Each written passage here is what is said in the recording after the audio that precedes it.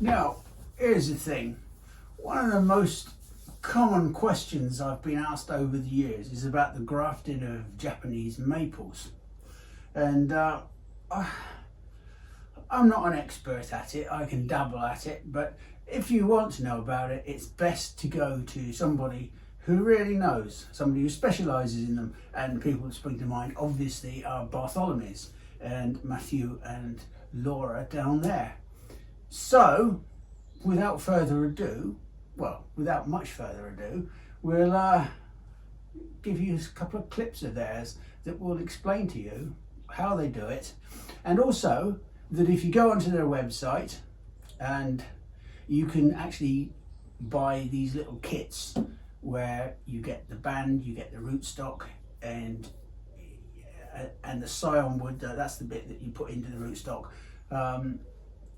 from there, and you can have a go at it yourself, and you'll have this little video to accompany you.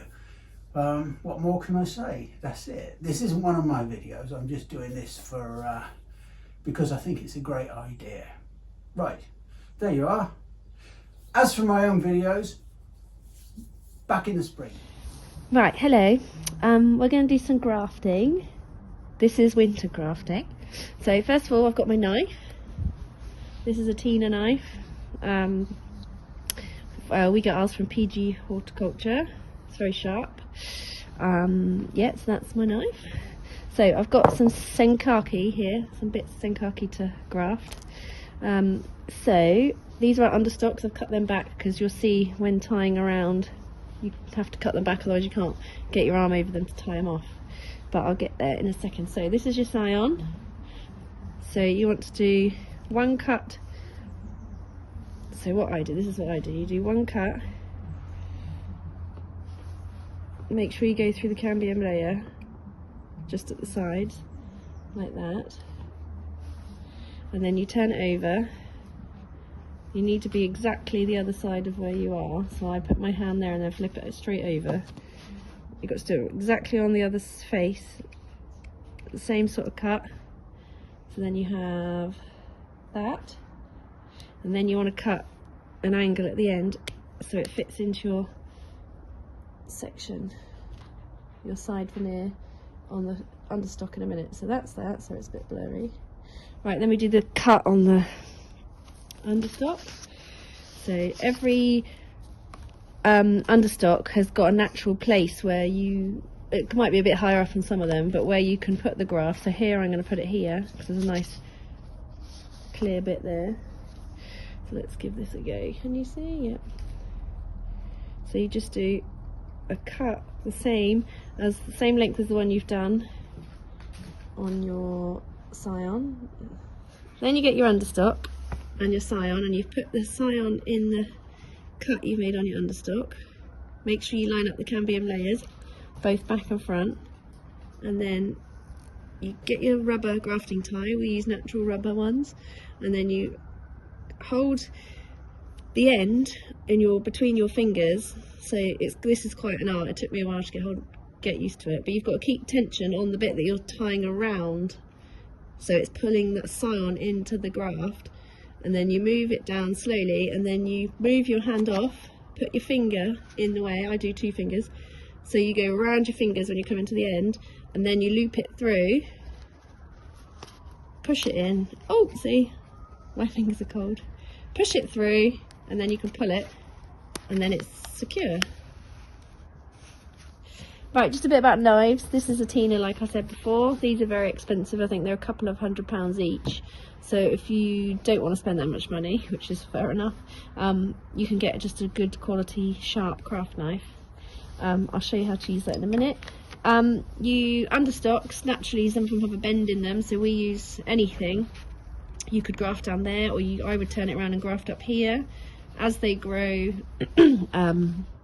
you won't notice. The grafts disappear completely after a couple of years anyway, so as we grow all of ours on, we don't really mind where we graft. Some people like them lower down if they're doing bonsai, but yeah, as I said, we grow all of ours on. So right, let's do that one.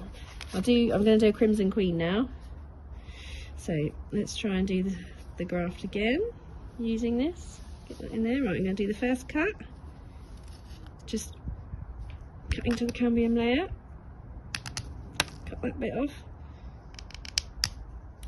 Right, and then turn it over, do the cut the other side, exactly opposite where you did the other one.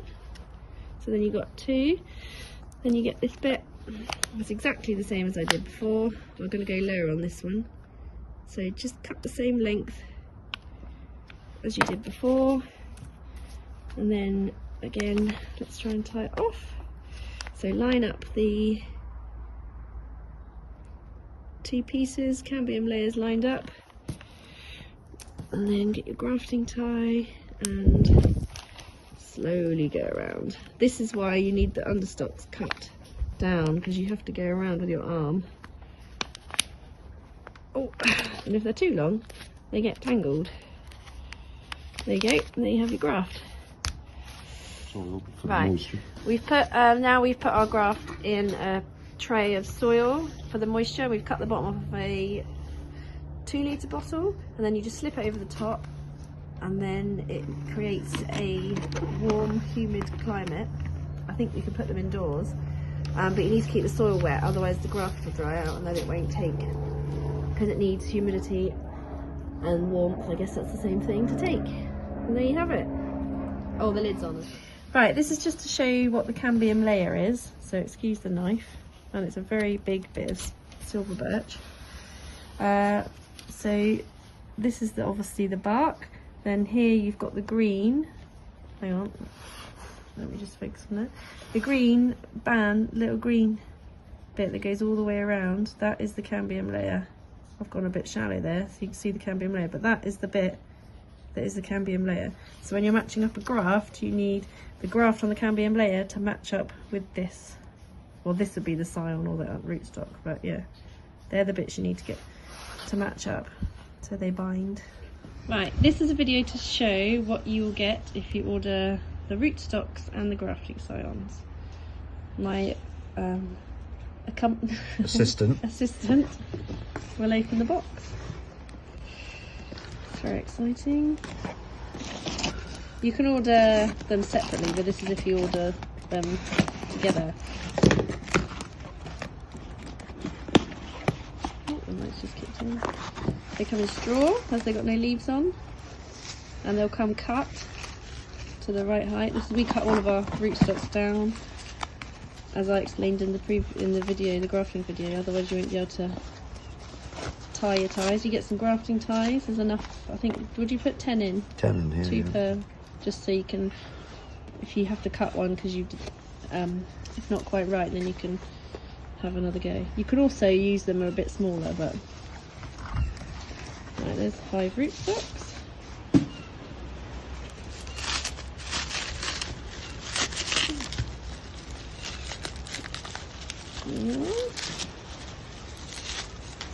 I think that's quite self-explanatory. Yeah. And then here's scions. They're all cut the day that we, well, just about before we send them, obviously. Can't send them uncut, but they don't sit around for very long before we send them out. And they come with a label. We do a mix, so if you order, we do 5, so you can mix them up with what we've got listed on our website, but they'll each be individually labelled depending on the variety. These are 5 of the same, so that's just 5 Okashimo, and they come in wet tissue paper. And there you are. That's them. There you go. Nothing to it, is there? So there's no excuse for you not to have a dabble. Just go onto their website at Bartholomew's. I'll put a caption. I'll have to caption it because I haven't got a clue where it is now. I've forgotten. And as I say, I'll speak to you in the spring. Well, I hope so anyway. I ain't dead by then. I ain't getting any younger.